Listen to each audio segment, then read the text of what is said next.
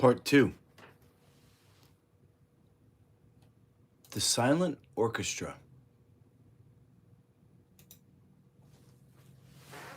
Unlocking the power of nonverbal language to play the beautiful music of relationships. It was 10 a.m.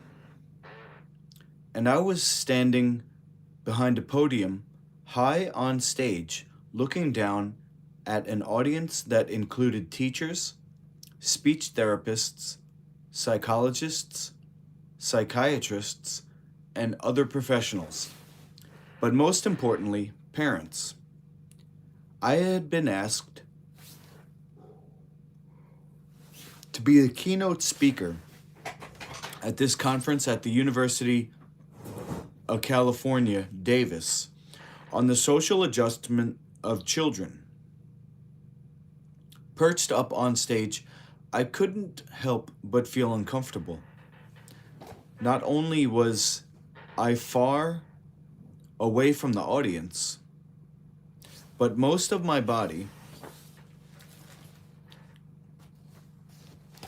was hidden behind the wooden podium. Here I was, coming to speak about the importance of nonverbal communication,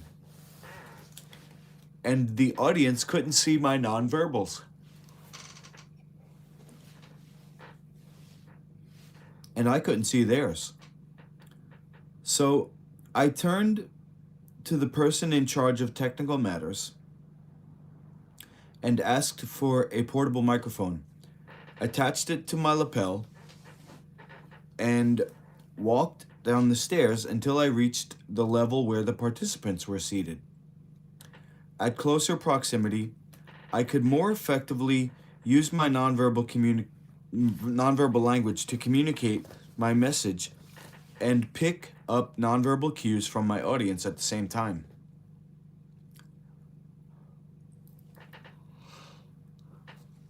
To be sure I could connect with as many people as possible, I walked from one side of the auditorium to the other, and from the front to the very back, as I described each of the nonverbal social communication channels and how it affects the relationship process. The components of nonverbal language, I explained as I moved around the room, are a lot like musicians in an orchestra. Just as the individual musicians have to master their instrument and play with the right beat and intensity in total synchronicity with those around them, so too must each nonverbal component work in concert with the others to convey a rich and resonant message. Like musicians practicing, children need to practice each of the nonverbal instruments until they master it and can sustain their performance throughout the phases of their relationships, choosing, initiating, deepening, and transitioning.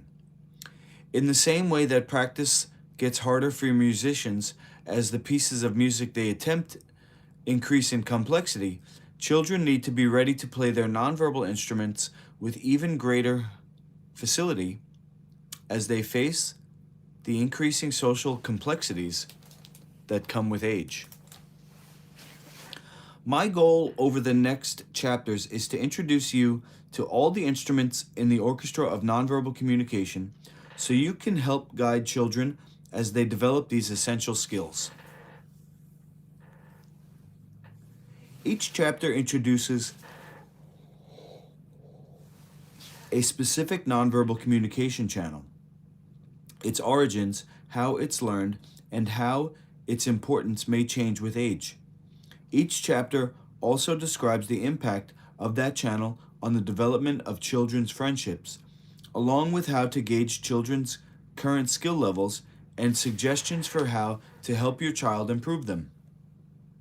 Although readers may choose to flip to a chapter on any specific nonverbal channel of interest, I must emphasize that none work alone.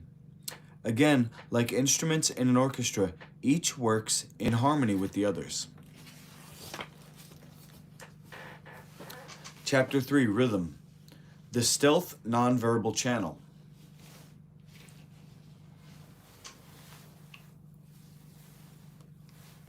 I first encountered 8-year-old Isabel when I asked to observe her within her third grade class at a small school in the southern city of Georgia. Isabel's teachers were concerned about her disruptive behavior and had even suggested a variety of possible diagnoses to her parents, including ADHD and even autism spectrum disorder. This is why I had been asked to visit and make an assessment. In this particular elementary school, students changed classes twice a day to prepare them for the more frequent classroom transitions that they would experience later in middle school and to give them some relief from sitting in the same room for prolonged periods of time. When the school bell rang to indicate the end of the class, I watched as the children got ready to spill out into the hall.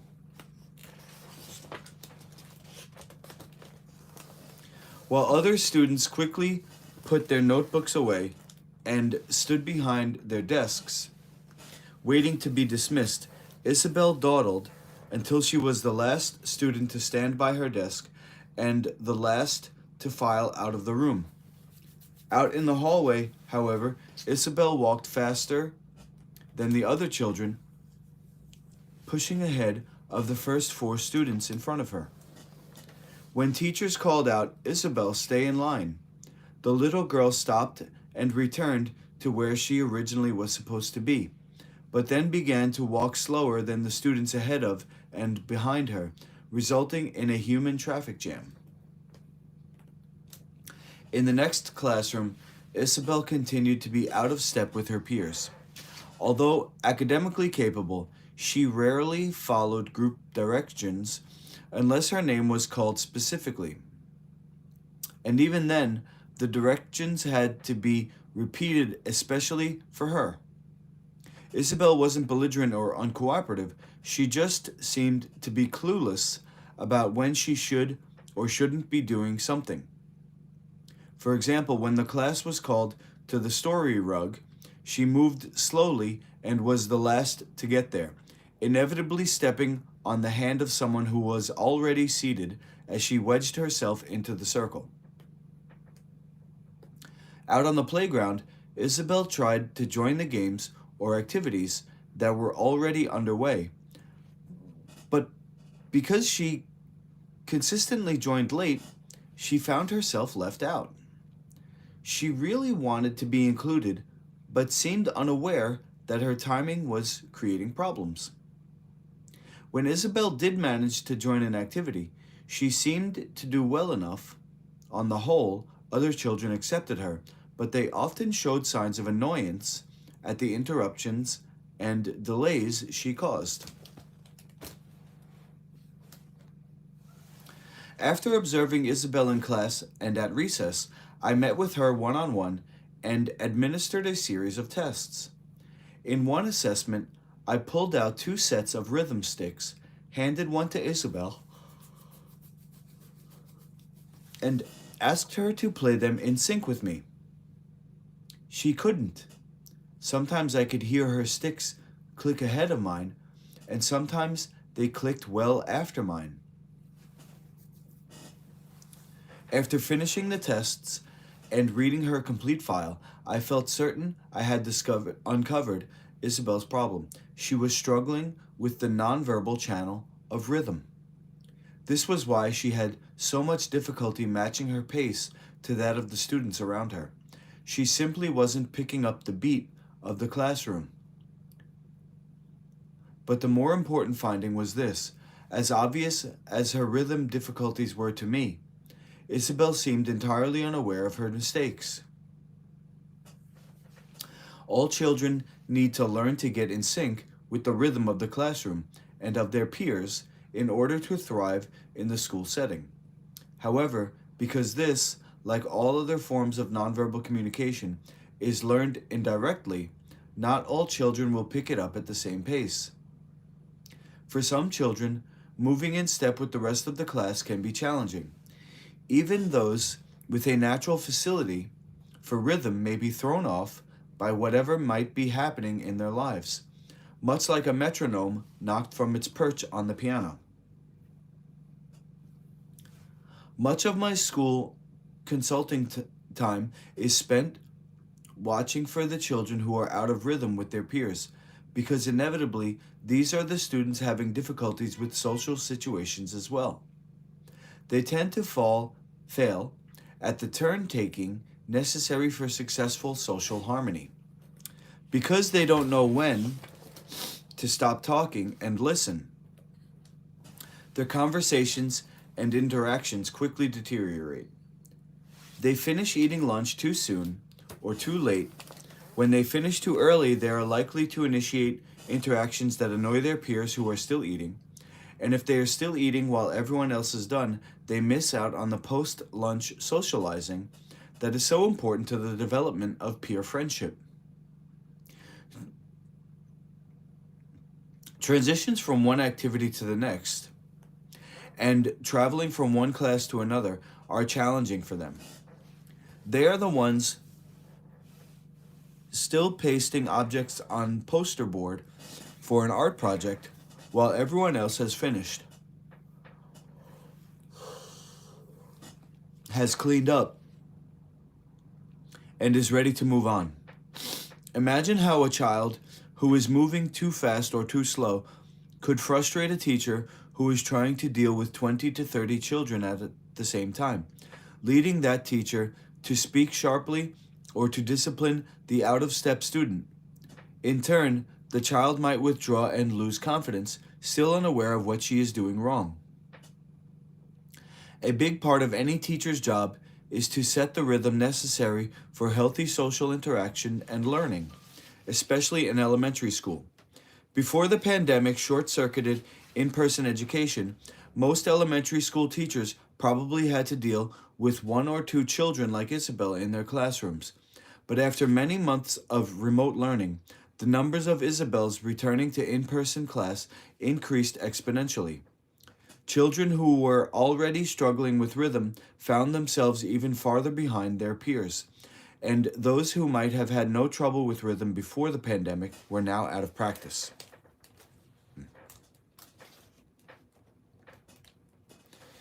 While it's true that many children who struggled with rhythm in their interactions were given a break from those challenges because they were home, which some parents saw as a positive effect of the school shutdown, without opportunities for learning experiences, these children's shortcomings had only worsened by the time they returned to more complex face-to-face interactions with peers and teachers in school. The face-to-face interactions with peers, the end result was chaotic classrooms in which teachers had to work that much harder to bring students back in sync with one another.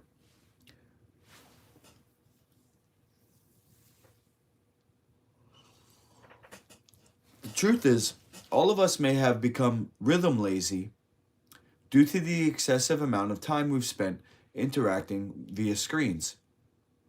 And this was true long before the pandemic. Yet it's undeniable that Zoom schooling has seriously disrupted our children's ability to use rhythm appropriately in social situations.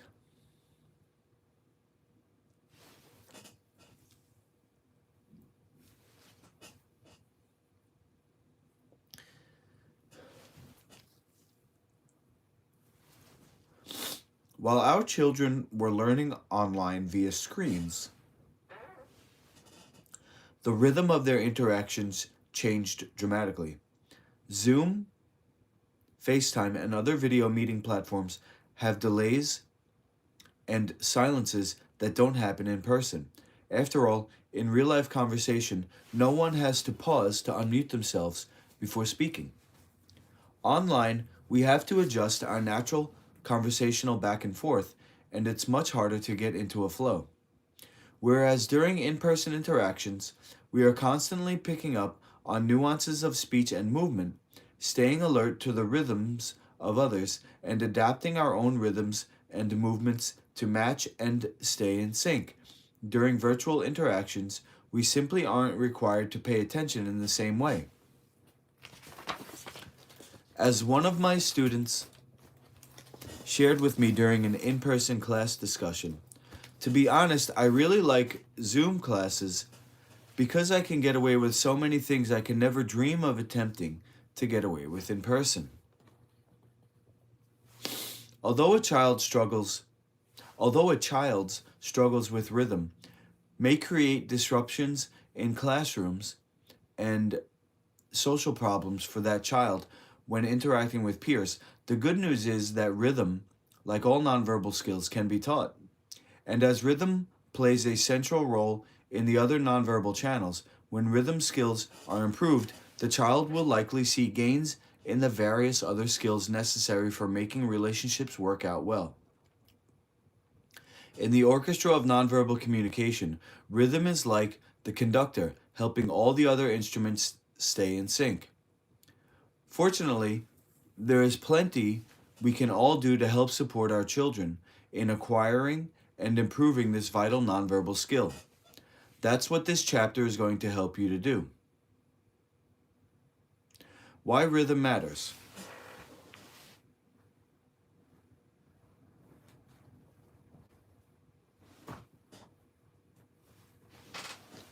You may be surprised that I'm devoting this first chapter to the subject of rhythm. If I asked you to name the most important form of nonverbal communication, I'm guessing you would likely say body language or facial expressions. But in fact, rhythm has far more reaching implications for our social interactions than any of the other nonverbal channels, because it is at once the most ubiquitous and the arguably least recognized and least appreciated of the nonverbal skills. It's impossible to overstate all the ways in which rhythm, defined as a strong, regular, repeated pattern of movement or sound, permeates our lives. The renowned poet Maya Angelou reportedly once said that everything in the universe has rhythm, everything dances, and she's right. Rhythms are embedded in so many aspects of our lives that we tend to notice only once they're disrupted.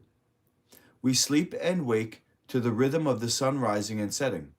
We dress to the rhythm of changing temperature and seasons.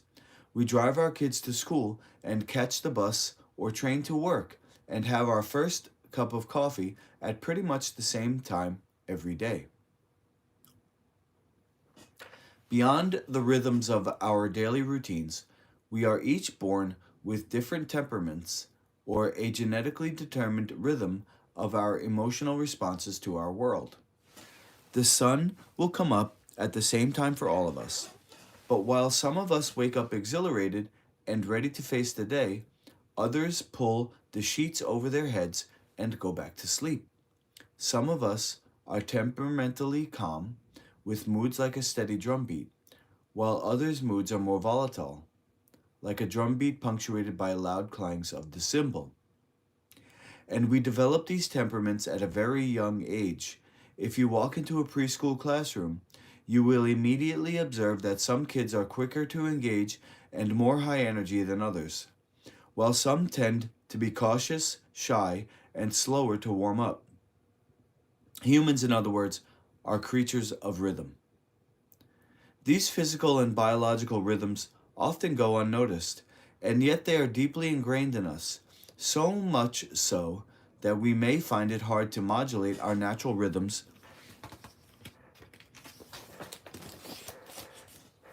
to accommodate others. Those who prefer to be solitary are likely to have a harder time syncing up with the children of the office, especially when thrust into the company of coworkers. The rhythm of the office, sorry.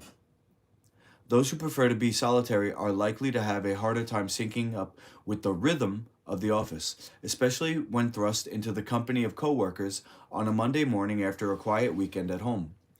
and those who are outgoing and energetic might struggle to slow down to match the rhythm of someone who is temperamentally more reserved. When we're not in sync with someone else's rhythm, we tend to react negatively, even if we don't realize the cause of our discomfort. For example, if you have been at the office all day and are hyper focused on a project with a tight deadline, you may find it tough to switch out of your work rhythm and into the more laid back home rhythm that your spouse settled into upon returning from his own workplace a few hours earlier. You might get frustrated with your spouse as a result, and he may get frustrated with you in return. And when slow talkers and fast talkers get together, their rhythms may be out of sync, and as a result, communication can misfire. Rhythm affects the impact of our verbal language too. If we wish to effectively communicate our excitement, we generally speed up our words and our gestures become more exaggerated. If, on the other hand, we tell someone we're excited but slowly without any gestures at all, our message becomes confusing and difficult to understand. But when we are in sync with others, it improves our interactions dramatically, in part by helping to bring many of the other nonverbal channels into alignment. When we go for a walk with a friend, for example, we expect that person to match our rhythm by walking alongside us rather than behind or in front of us. If we slow, they slow. If we speed up, so do they. In this scenario, their posture and gestures, the tone and volume of their voice, and even their facial expressions often sync up with ours. To be in rhythm with one another while walking is a marker of being in a shared relationship, and the better we know someone, the better the chance our rhythms will match without much conscious awareness. Whereas when we walk with someone we've just met, we may not fall into lockstep quite as easily. Such subtle but crucial interpersonal rhythms are initially learned within our families and then are modified through interactions at school during extracurricular activities or by spending time with other friends and relatives. By interacting with individuals whose rhythms vary in pace, tempo, and pattern of speech and movement, children learn how to accommodate and adjust to a broader range of rhythms and develop more sophisticated rhythms of their own. Because of the fundamental role rhythm plays in our relationships, lack of rhythm ability is usually a reliable marker of social problems in children. Relationships are all about connections, but to make successful connections, children need to be in step with one another. In early and late childhood, children need to be increasingly competent in rhythm in order to initiate and sustain one-on-one friendships. As they grow older, errors in rhythm become more costly, especially when children begin socializing in larger groups. If they fail to develop these skills, like Isabel, they may find themselves out of step with their classmates and feeling rejected as a result.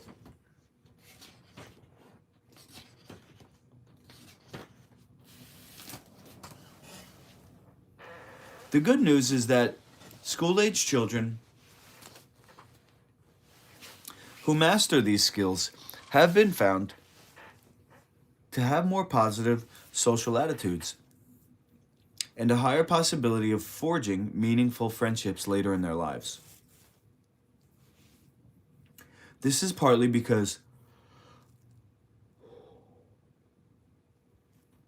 the ability to pay close attention to another child forms the foundation of other important skills such as listening and empathy, which are essential to fostering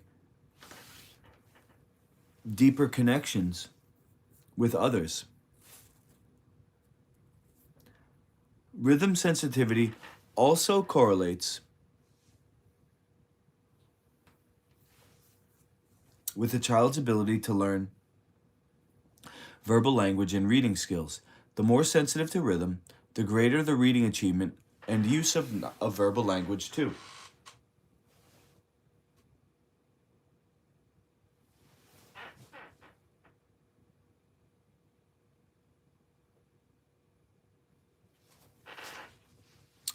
Rhythm in infancy and early childhood.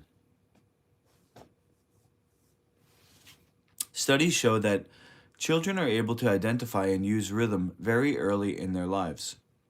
Infants fall asleep more quickly when exposed to rhythm similar to their mother's heartbeat. When we rock babies to sleep, sing a lullaby, or pat their backs while cooing to them, we are using rhythm not only to connect with them and calm them down, but also to teach them.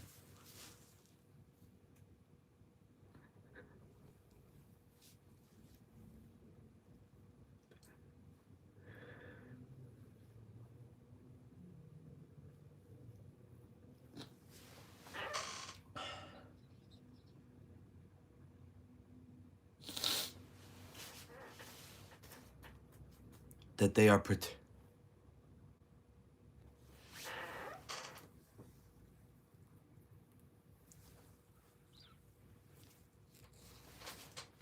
protected and loved.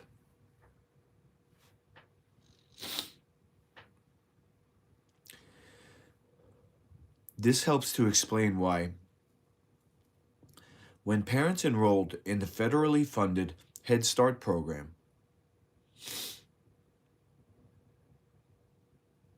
were taught to more actively interact with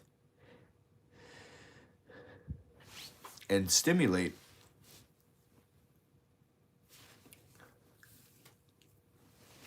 their infants and young children by talking, dancing, and singing with them. Those children graduated from high school with better self-control and self-esteem than those who did not, and later became more caring and nurturing parents themselves.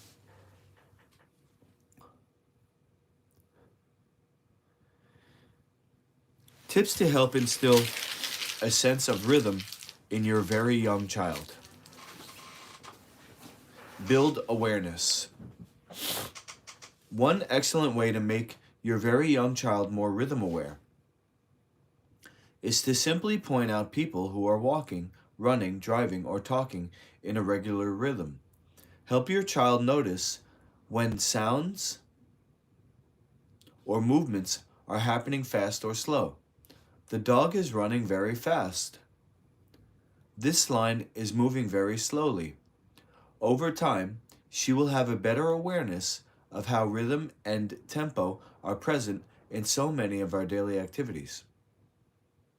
Start teaching turn taking as early as you can. Whether you are aware of it or not,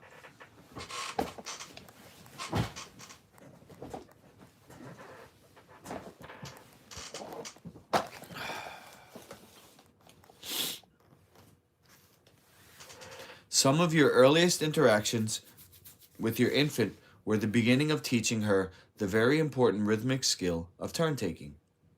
When you made silly noises at your baby and she made gurgling noises back at you, this was the beginning of the rhythmic back and forth that's so necessary for sharing information and connecting with others.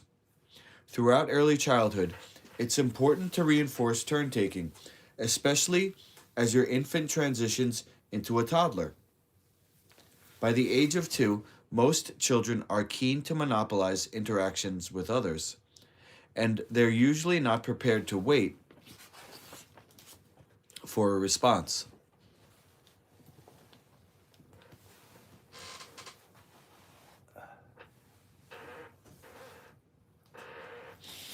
During this phase, your own rhythm may be constantly interrupted by a child's urgent demands and needs. You can help your child learn to respect the rhythms of others by teaching her not to interrupt and to wait her turn before speaking. When your younger child actually waits to take her turn, You can reinforce how much you appreciate this with verbal praise and nonverbal smiles, and every so often with a treat.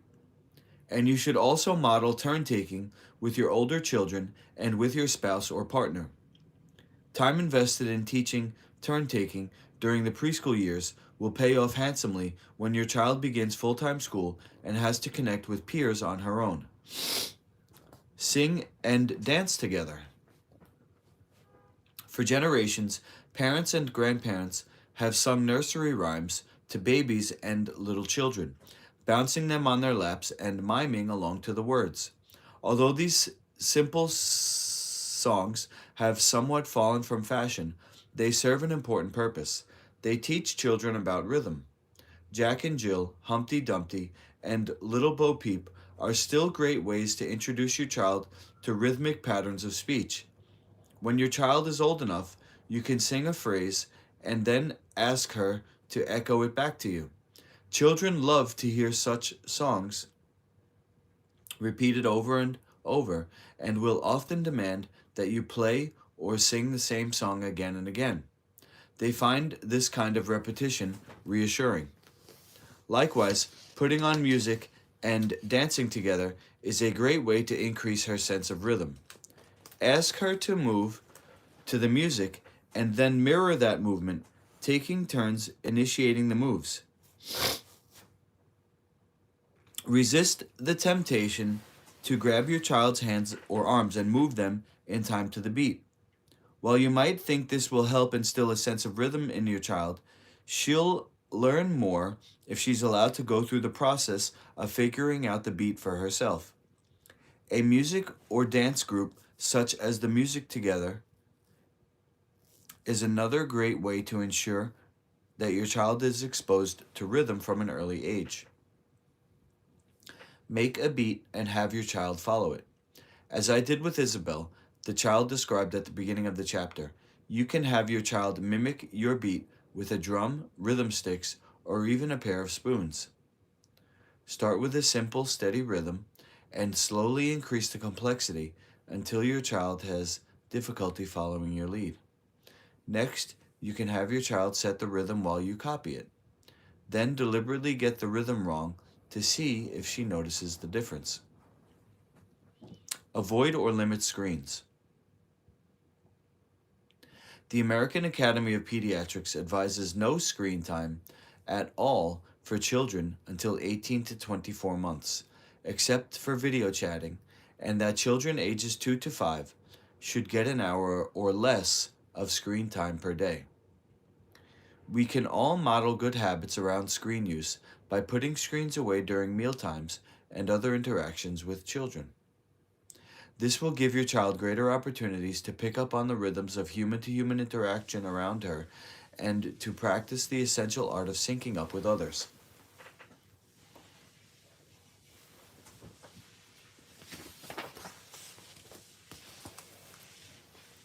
Playing beautiful music together. Music Together is a nationwide music education program founded in 1987 by Kenneth Gilmartin that introduces infants and very young children to the language of music. I had heard about Music Together from a number of parents and teachers who touted its effective methods for introducing children to musical basics. But the more I heard about the program, the more I was convinced it could be useful for teaching kids about the rhythmic ebb and flow of human interaction as well. Fortunately, one of my son's best friends is a veteran teacher in the Music Together program, so I asked her if I could attend a class. The session took place in a brick and steepled Methodist church building one bright, sunny morning.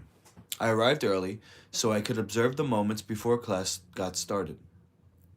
Parents filled in, either holding hands with their young children or carrying their babies in their arms. This was the first class in a series, and everyone was looking a little nervous. Before we all knew it, Miss Gloria, the teacher, began to sing, inviting us to move around to the music. We all laughed a little anxiously, but the rhythm and movement seemed to make us more comfortable. Soon we were asked to sit in a circle. The children ranged from about 8 months to about 3+ years. Some children wouldn't sit still for more than a few minutes before jumping up and walking or running around, while others clung to their parents for dear life. Miss Gloria began to play the hello song in a simple beat, saying hello to each child in turn. As we all wore name stickers, she could identify everyone by name. Then it was time for clapping and singing along with a simple and easy to remember rhythm. Here, too, some of the children joined in, while others wandered around or still mutely clung to a parent. After a few more songs, everyone was handed a willowy piece of cloth and encouraged to stand up and dance while waving the cloth around. Some parents cradled their infants as they moved and waved. Others held their children by two hands and swayed in time to the music. Meanwhile, some of the kids were up on their feet copying their parents' dance moves already, while some stayed seated, looking up and bobbing their heads. No child was crying. It was lovely. As I danced around, I realized that the children weren't the only ones learning. Parents were also learning to model rhythm for their children and becoming more acquainted with their child's natural rhythms. In addition to their own, Tom Foote, the creator and program developer of Rhythm Kids, a Music Together program for older children, likes to say that rhythm is social glue. And I agree. Through exercises emphasizing turn taking in music making, repetition, and practice, children aren't only acquiring music skills, they're also learning to listen for and recognize the rhythms around them and adjust their own rhythms in response.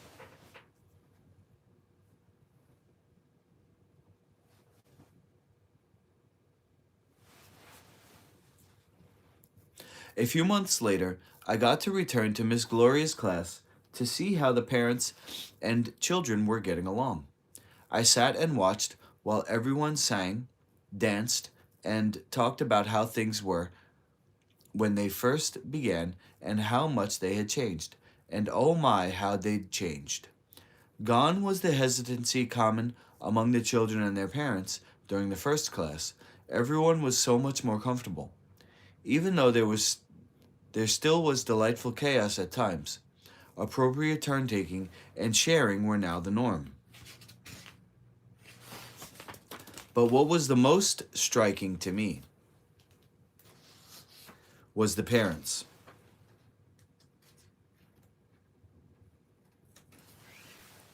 As I sat with them and watched them interact with their children, I thought of a circle of learning going on. Yes, the parents were teaching the children, but at the same time, I couldn't help but notice how the parents were also learning to model what the children needed to see, hear, and do to be part of a social group. Their gestures were bigger, their postures straighter, their voices firmer, their presence more pronounced. Even without the music, there was a wonderful rhythm to their interactions. I wish I could have filmed the group as they mingled before they left, because I have a hunch they would have been surprised to see how much they had learned about the music of social interactions.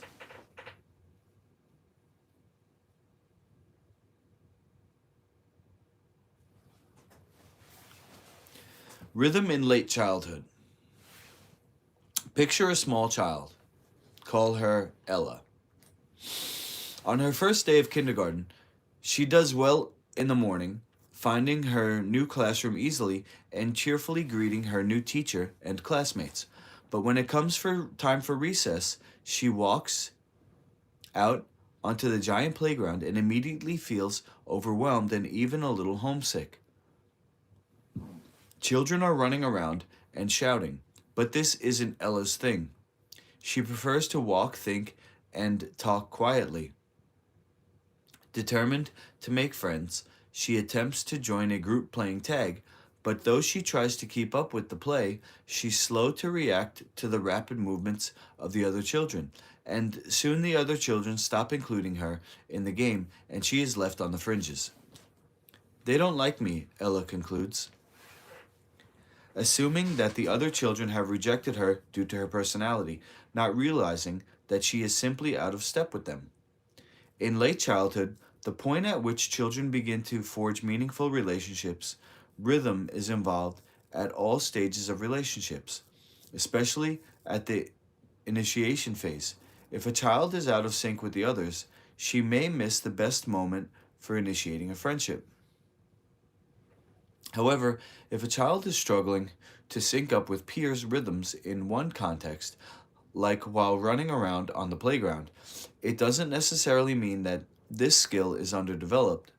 It could just mean that the child's natural rhythm doesn't match that of a specific group of kids or the activity itself.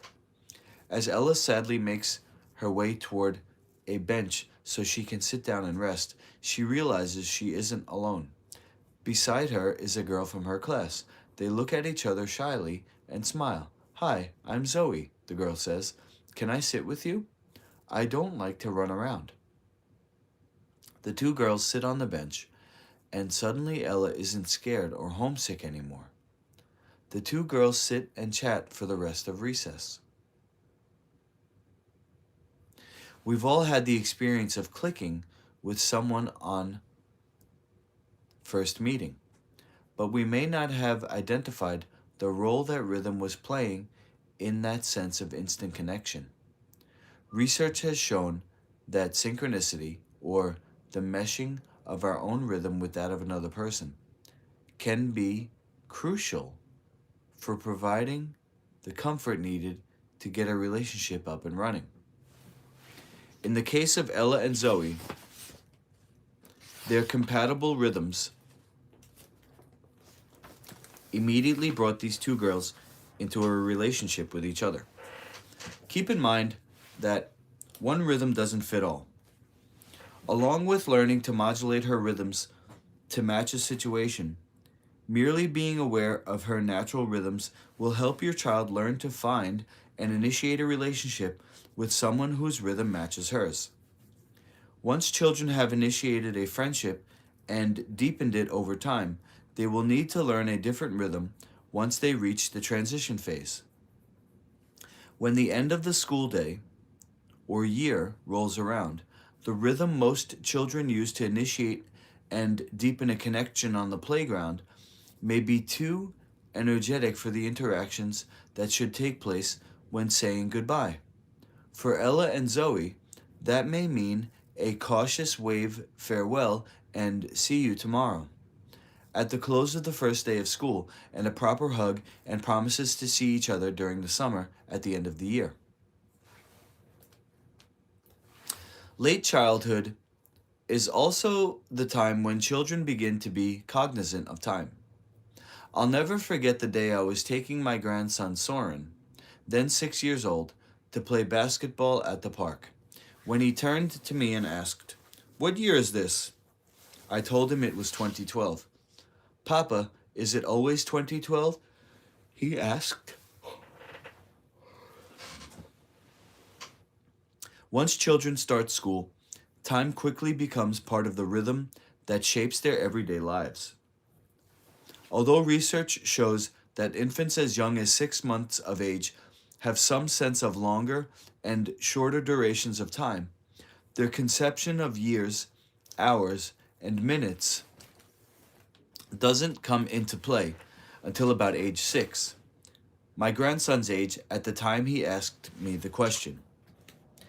In late childhood, an understanding of time becomes extremely important for keeping in sync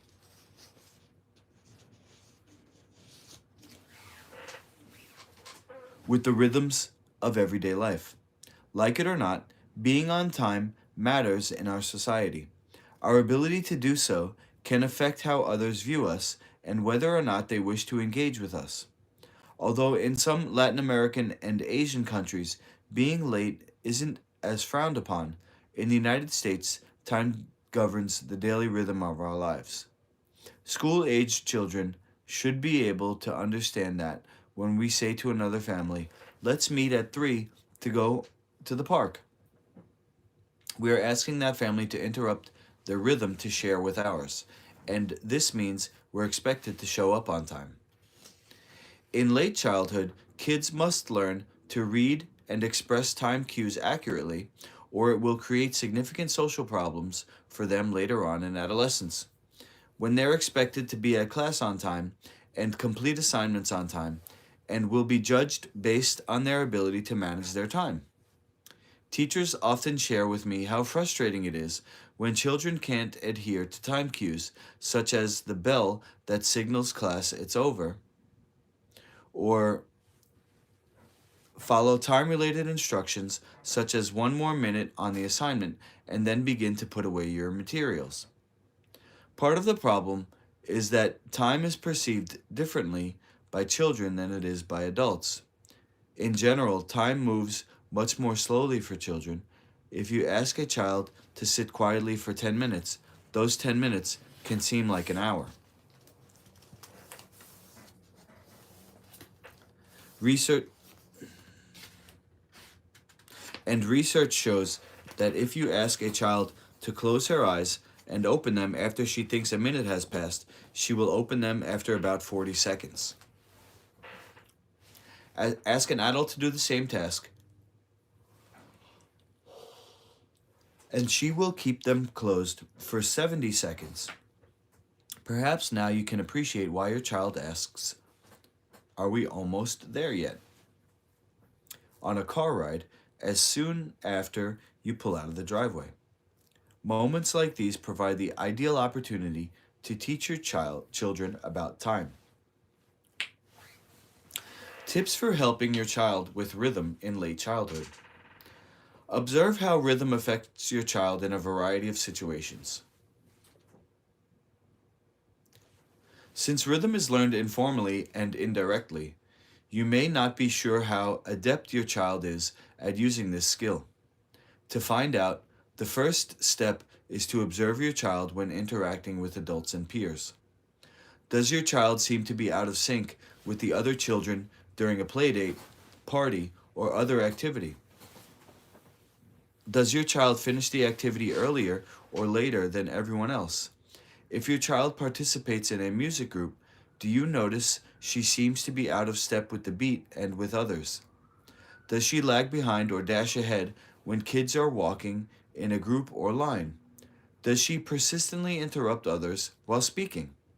While many of these behaviors are quite normal for a young child, you can help correct them with gentle encouragement and by praising your child when she falls in step with others. If you have other children, you will have the opportunity to observe your child interacting with siblings. Just keep in mind that there's a good chance your children will differ in temperament and rhythm. That's fine as long as they learn to recognize the different rhythms around them and have the ability to adjust their own favored rhythm to match those of others when the situation calls for it. Help your child develop an understanding of time.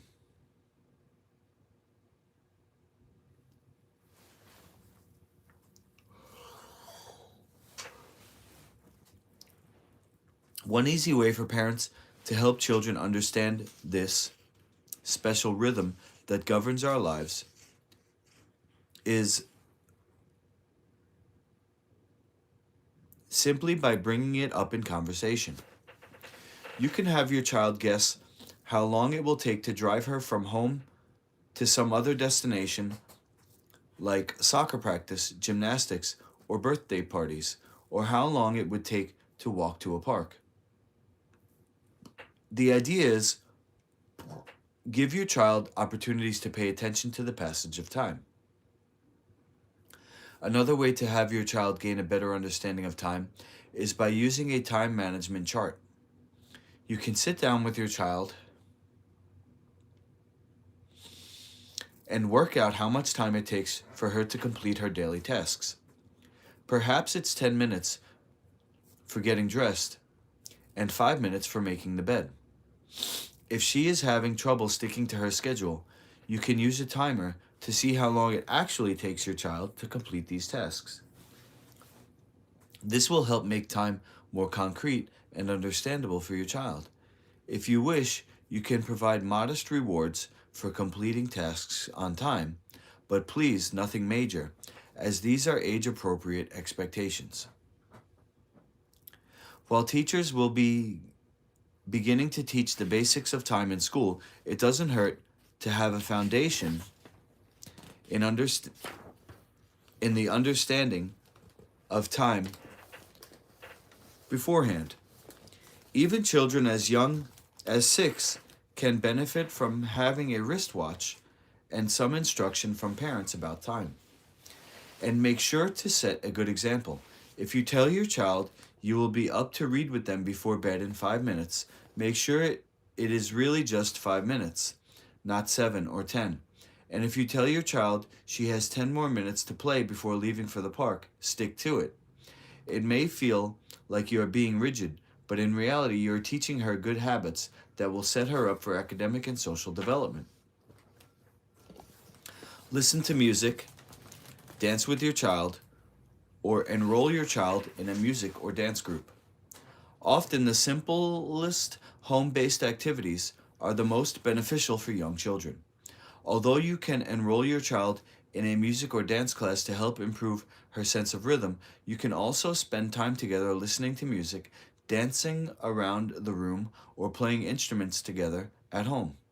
Music together and rhythm kids are trained to encourage children to move their hands, arms, or body along with the beat, to echo a simple pattern by playing percussion or singing, and to create a simple pattern for a grown-up to echo in return. You can use these markers to work with your child at home. Talk to your child about different tempos and rhythms. One of the easiest and most effective ways to improve children's rhythm skills is to increase their awareness of the rhythms all around them and how they differ. You can talk to your child about how some rhythms are fixed and some are movable. The rhythm of the clock ticking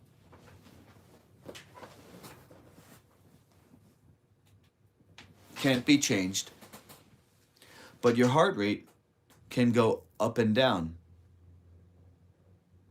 You can walk faster or slower.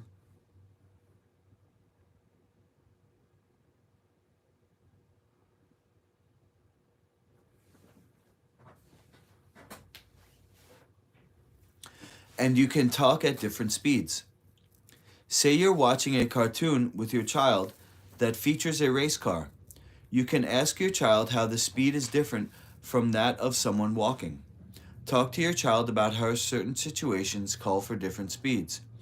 You can explain to her that running is something we do only outdoors, and that people often speak quickly when they're excited and slow down when they're hesitant or nervous. Remind your child about what he's learned about turn-taking. Take time to observe your child in different situations to see how he handles turn-taking. For instance, if you're driving a classmate home from school and you overhear the two children talking in the back seat, you can listen to the conversation with your child. Then after dropping off his friend, you can provide feedback, as in, "I liked how you waited for your friend to finish before speaking." Or, "I heard that your friend hadn't finished speaking before you cut in. Next time, try to wait for him to finish speaking first." You can model good turn-taking in your own conversations too, and even use moments and scenes in movies and on TV to point out when others are doing the same. Mealtimes are another good opportunity to practice turn-taking with your child. You point out the shifts in rhythm and tone of voice signaling that someone is done speaking and ready for a response, and show how nods and eye contact will also help him know when it's his turn to speak. Enroll your child in sports programs or spend time watching sports together. Almost all sports require the players to move according to specific rhythms. So, when you enroll your child in a team sport like baseball or soccer, you're helping her learn about how to sync up with others. At home, you can watch a sport on TV with your child and draw her attention to the rhythms going on. For example, during a baseball game, batters take their time stretching, swinging, loosening, and tightening batting gloves, finding a comfortable stance, and taking a few practice swings before stepping up to the plate and waiting for the pitch. When the pitch is hit, suddenly the batter takes off toward first base and the fielders go into high gear. In this way, you can help her become aware of how these changes in rhythm are an intrinsic part of the game, such as they are a part of life. When your child needs expert intervention. If you notice that your child is consistently out of sync with others and it hasn't gotten better after a month or so of training using the tips described here, it might be time to consult an expert. Checking with your child's teacher is a good place to start. You can ask if he or she has noticed that your child has difficulties with rhythm in the classroom and if the teacher has ideas for how to help. In other instances, your child's teacher may be the first to bring such difficulties to your attention. In either case, if you suspect, as I did with Isabel, that your child is facing real challenges with rhythm, you can have your child assessed by a psychologist who will evaluate her basic psychological abilities or a learning disability specialist who can assess processing skills. Tests given may include the biological rhythm interview of assessment in neuropsychiatry for kids, Brian K., in which the evaluator will evaluate children's ability to identify and express rhythm. Professionals involved with teaching music and dance offer a variety of formal tests to assess their pupils' rhythmic abilities, many of which are also often useful in assessing nonverbal rhythmic ability as well. As you have found out, we are immersed in a sea of different rhythms that, though we do not see them, have far-reaching consequences for our relationships. In contrast, facial expressions, the nonverbal channel that follows, are easy to see, but can still have much to do with our ability to connect with others.